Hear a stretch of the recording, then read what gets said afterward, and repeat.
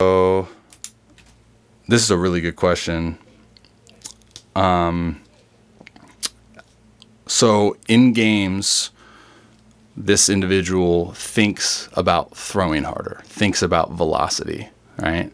But he ends up throwing slower in the games than he does bullpens, catch play, whatever.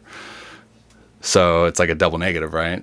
So you're like thinking about throwing hard, which we hear a lot about intent. You just got to have the intent to throw hard, which everyone thinks like it's a great thing. I'm not saying it's not, but it's just one piece. And then in a game, or then you don't throw hard. You simply don't throw as hard when you think that. So this is my thing, and this because I speak from very, very personal experience with this too. Now, I've seen this countless of times. It's when the individual thinks about velocity or power, right? What is velocity to you? Power. So your body's perception of that power is contract muscles and recruit everywhere, right? Which is not a bad thing. Like that's the body's job. But when you do that, you now choke the baseball. You're not able to flow. I call like the word that I use is flow into your patterns, right? They're more forced because you're so tense, right? Your breath is tense. And it's like when you get O2 and you try to freaking humdinger a four seam up in the zone, and it's 2 miles an hour less hard, but it's middle, right? So you limit yourself on your ability to command, put the ball where you want because you're not loose, you're tense, and it's not as hard as you want.